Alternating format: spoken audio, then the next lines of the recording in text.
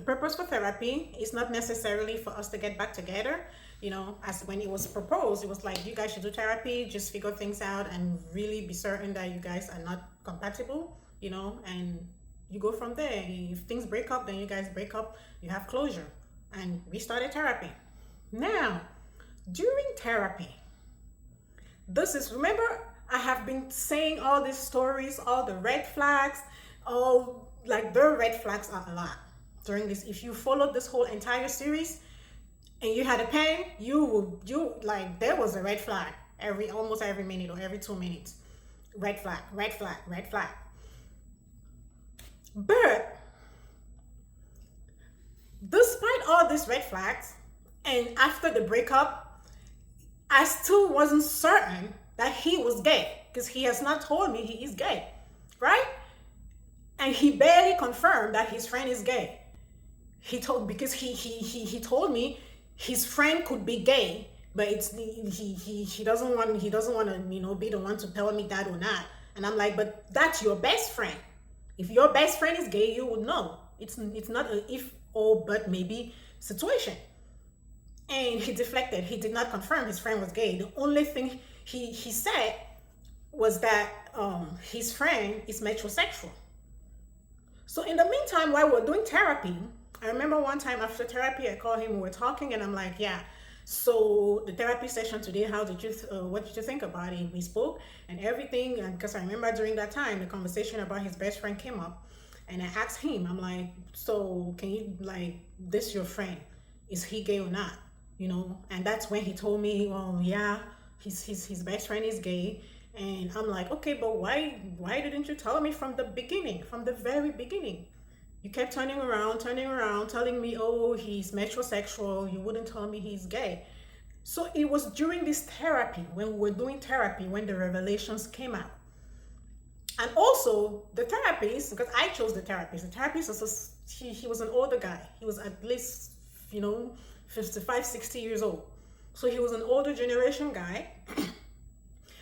And when the therapist was asking him questions and the responses he was giving, that's when things started clicking.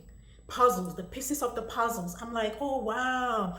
And even the therapist was taken aback by most of his responses, and the way he would answer certain questions, what he would think about certain things. For example, he had asked him, okay, you pursued this girl. You said you were gonna marry her. You were planning to move from Minneapolis to Houston. That was the plan, right? He said, yes, that was the plan. From the get-go, we had arranged that he was gonna move to Houston.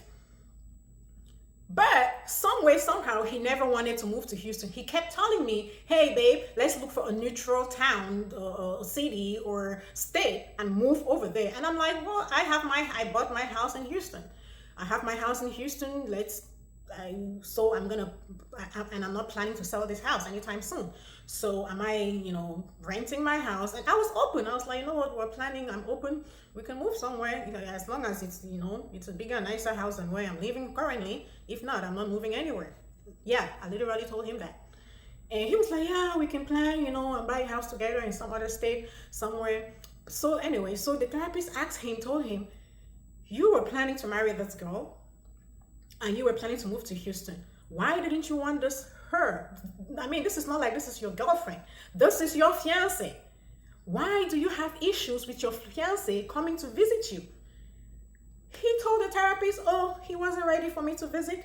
Oh, he was still planning. Oh, the date I was giving for the visit were not working for him. Each time I wanted to visit, and then he said at some point, the way I was acting about the whole visiting him thing, it felt as if I was trying to be, I don't know, vindictive or something. He just told the therapist something. And the therapist said, but that still doesn't make sense. This is a woman you're planning to marry, to spend the rest of your life with. Why do you need time for her to visit you? The therapist told him, you cannot tell me that you were not ready to receive her, because he said at some point, well, I was just not ready to receive her. He's like, so the therapist asked him, what do you mean you're not ready to receive the woman you're about to, didn't you tell me you guys were wedding planning already? He's like, yeah. So if you're wedding planning with a woman, she doesn't even need permission to come visit you. She just needs to book a flight and calls you and tells you, hey, I'm at the airport, come pick me up. The therapist told him that, and I was very happy the therapist told him that, because I was like, yeah, I mean, I am not crazy. How am I engaged to? And at some point, I had said to myself, if I don't visit this guy, we are never getting married. And which is why I ambushed him with that flight ticket when I bought that ticket and made sure that I planned, because I knew if I don't do that, he was gonna come spend the whole summer here, leave, go back. When I try to tell him I'm coming, he tells me another story. So the therapist is like, yeah, that really doesn't make sense. Think about it, except there's something else you're hiding over there. I mean, I'm not suggesting you are, but I'm just saying you should be open to your woman. When the therapist said that, it's that day when the therapist said, except there's something else. And I sat there, I'm like, yeah, this guy just confirmed the other day that his best friend is actually gay. And then now, yeah, look, that day after that therapy session, that was our last session. That day, that was the day, that's the day I'm like, damn, you know how you just, it's like a light bulb moment. It just click, switch. I'm like, everything makes sense. Everything makes sense. And I was like, whoa. And I started putting 1 and 2 together. I started putting all the pieces of the puzzle together. It makes sense. He was lying. He's not talking to his best friend. This nigga is still talking to his best friend. They are still friends. He invited him to the wedding. They are still friends. I am not suggesting that they are a couple. Allegedly. They are. Oh my gosh.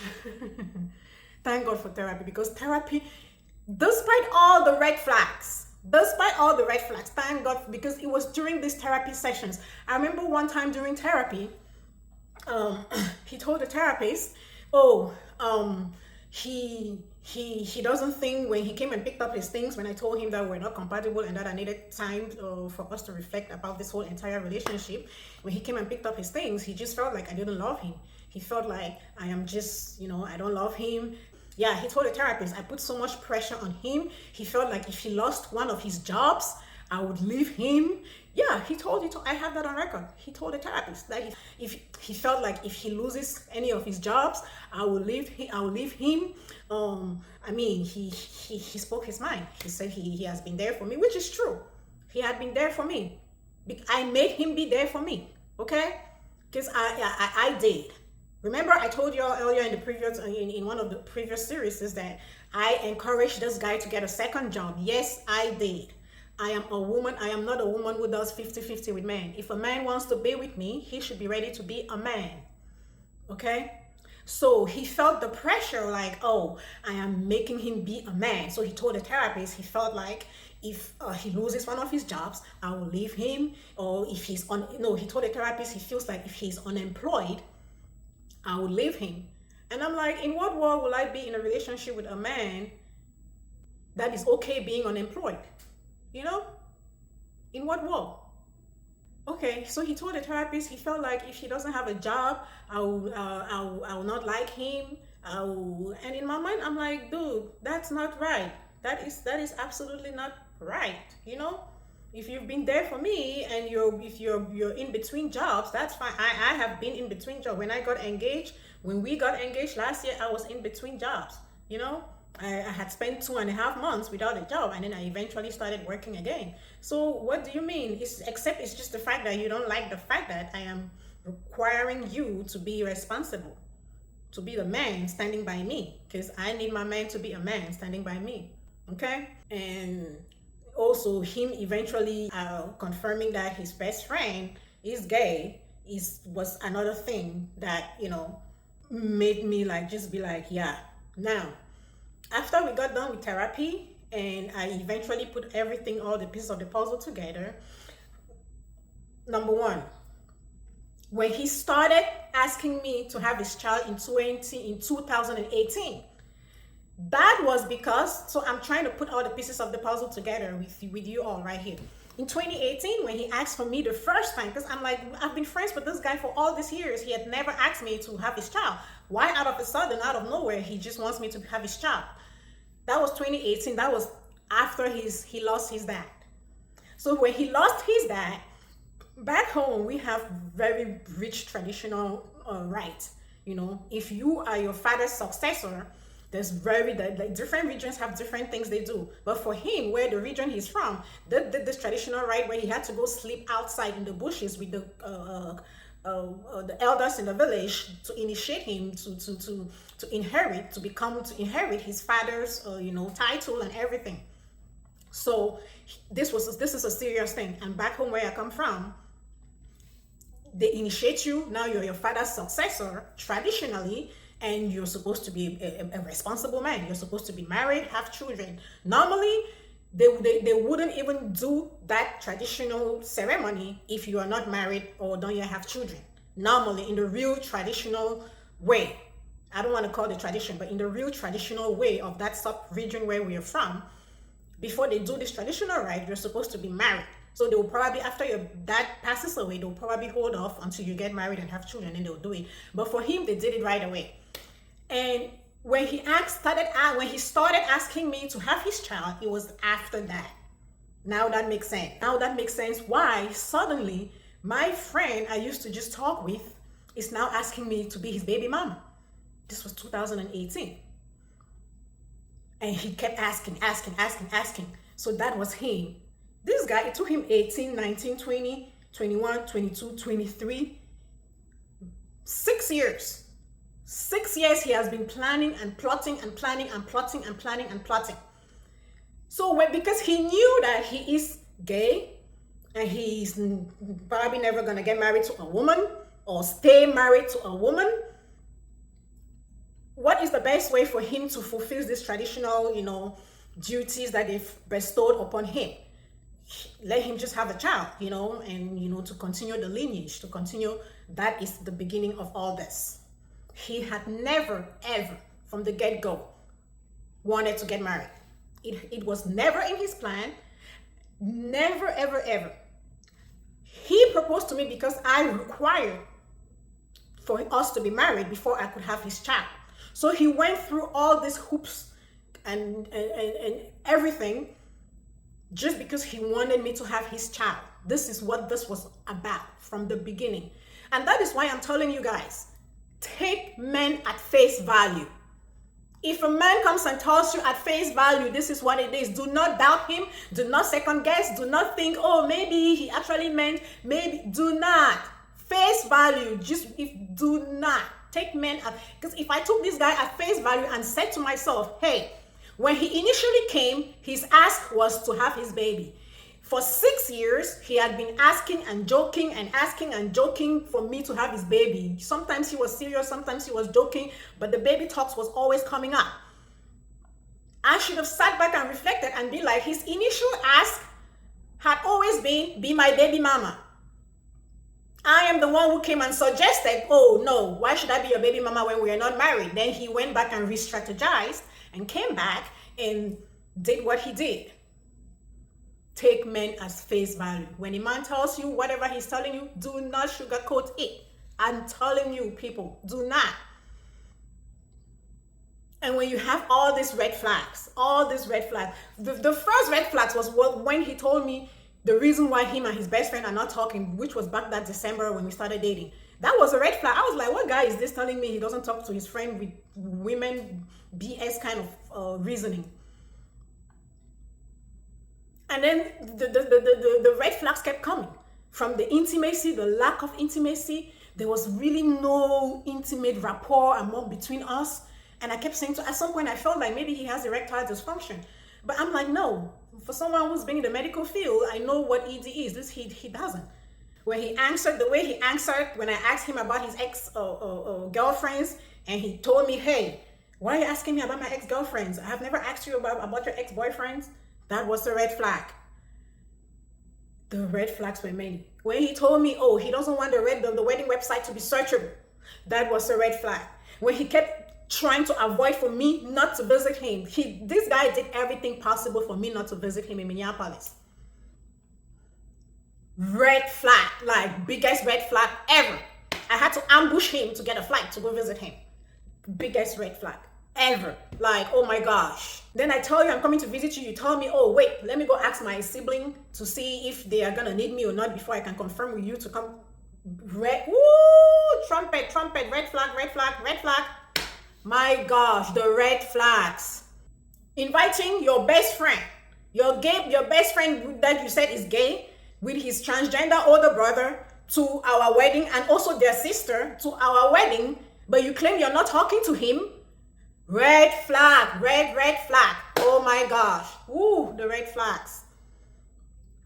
Being a man and being in the detail to the tiny bitty bits right up to the color of the centerpiece of the decoration of a wedding. Red flag. I was swimming in an ocean of red flags. I was. Take men at face value. Do not sugarcoat anything. Like, I blame myself. I blame myself for making this guy do what he did, because I should have just been like, dude, you're out of the question. Get out of my face. You've always wanted just to have a child. Why are you wanting to marry me now? It should have clicked. It should have clicked like, okay, he's just wanting to marry me because he just wants to have the child. But I did not know to what extent this was important to him to have a child until after the breakup and after therapy. Then that's when I was like, put all the, because it was after the therapy that I sat down. I'm like, but why did this guy start in 2018 asking me about being his baby mama? And then that's when I realized, oh, that was after his dad died and he had this traditional ceremony title bestowed upon him. Oh my gosh. But how could I have guessed he was gay when he never told me his best friend was gay until after we broke up? I would never have known. Like, I mean, the signs were there, but you cannot just guess. You have to be certain. You cannot just guess. So now when I finally confronted him, I'm like, yep. When we were on the phone, I confronted him. I'm like, I know you're gay. I know that's why you wanted to marry me. I know that's why you never wanted to tell me about your best friend. You lied to me that you and your best friend are not talking to each other, but you guys are still talking to each other. He hung up the phone. That was the last time we ever spoke. He hung up the phone. So when he hung up the phone, he literally just hung up the phone. I went to text message. I started bombarding him with text messages. Messages. Gay, you're gay. Everything. I told him everything that I know. What I've realized, what I've uncovered, everything. He has never responded to any of the messages till today. He has not. He just disappeared. Yep. He just disappeared. This guy has been going around. Matter of fact, news came from Europe that he's telling people that we broke up because I cannot have children.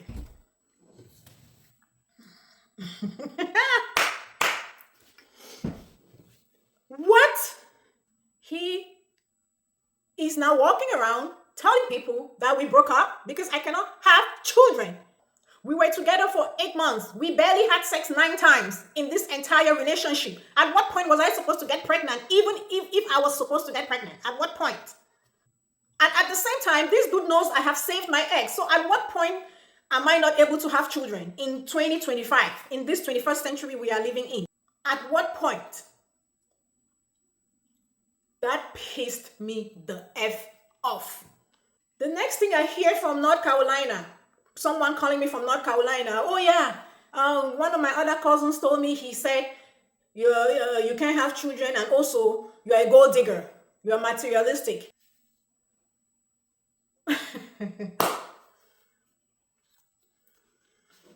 Child, that's a lot for someone that is gay. Yeah, that's for someone that is gay, and I know he's gay, and I've kept quiet. That's a lot. A lot. So ever since that December 2024, December last year, I kept quiet. I was like, this guy, he's playing with the wrong person. You know, one day I'm going to tell my story, because he thinks that because I kept quiet, it means that he can go around. And like I said, he will do everything but talk about how the relationship went, what went through, because he knows that if I tell the story of how this relationship went, how it occurred, and how we experienced the relationship, or how I experienced the relationship on my end, everybody will put 1 and 2 together and know he's gay.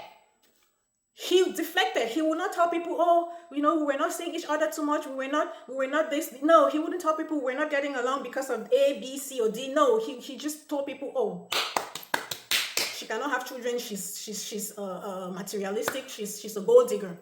How am I a gold digger when I live in a house 10 times better than the shithole apartment you're living in? I mean, I'm not here to brag, okay? But yeah. So now I'm a gold digger after I encourage you to have a second job and be a man that is hardworking, pushful. I'm a gold digger. You made me, I drive the car I drive, and live in the house I live. So you think somebody bought it for me? Who are you calling a gold digger? Because I made you double your income. Now you saw yourself as this guy was pissed. I required him to be a man. Yeah. But in the meantime, he was pissed. He couldn't fool me or make me have a child without marriage or, without the requirements that I put forth.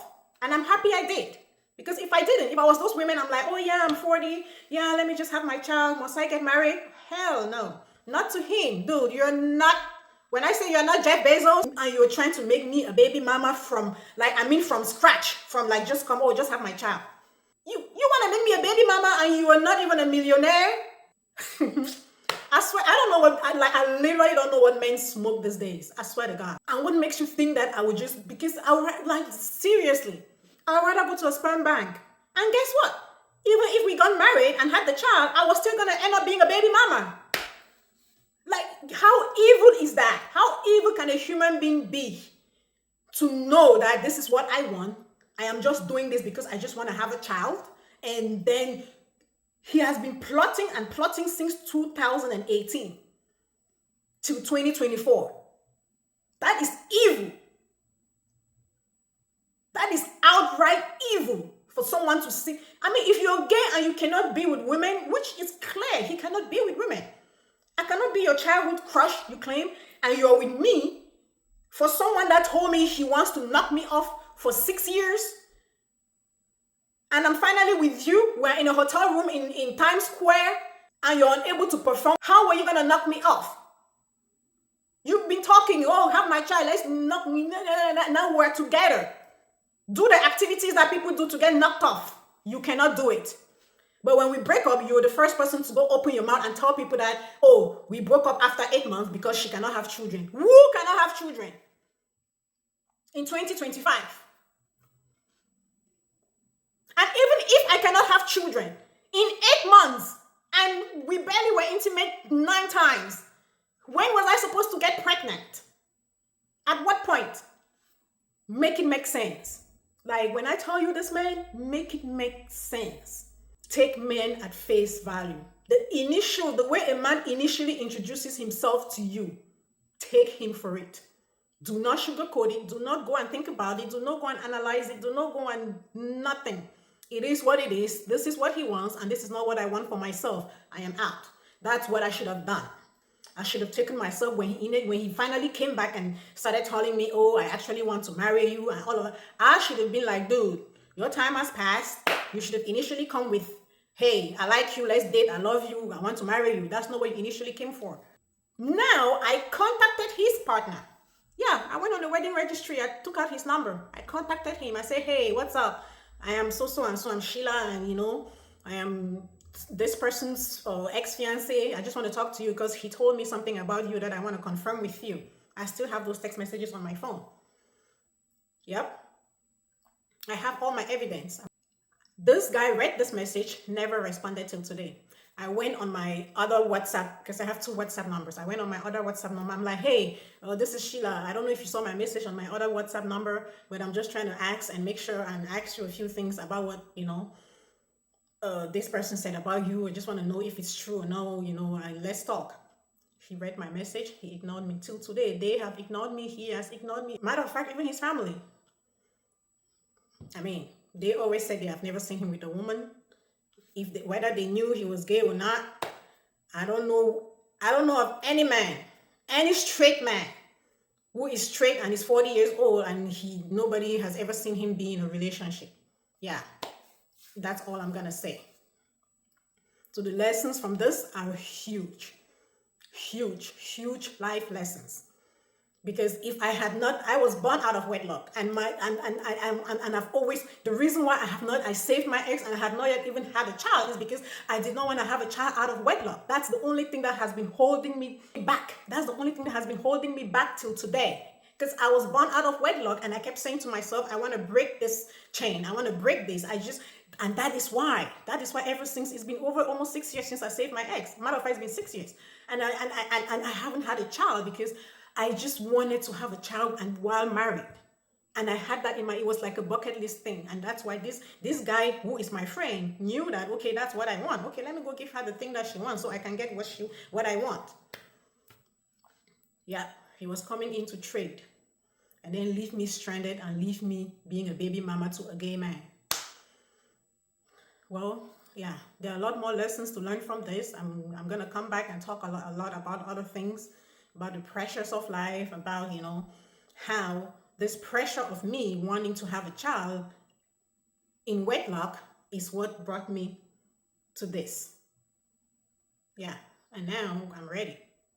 I'm ready. I'm ready to just move forward on my own, because, yeah, if I did not put that pressure on myself, I wouldn't be where I am today.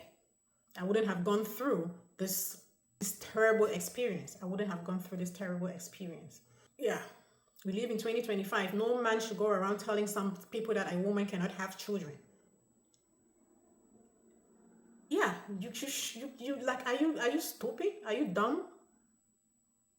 In 2025, where the woman still has her womb functioning, her ovaries functioning, there's IVF, there's surrogacy, there's adoption. What? Thank you for being a part of this series, for listening.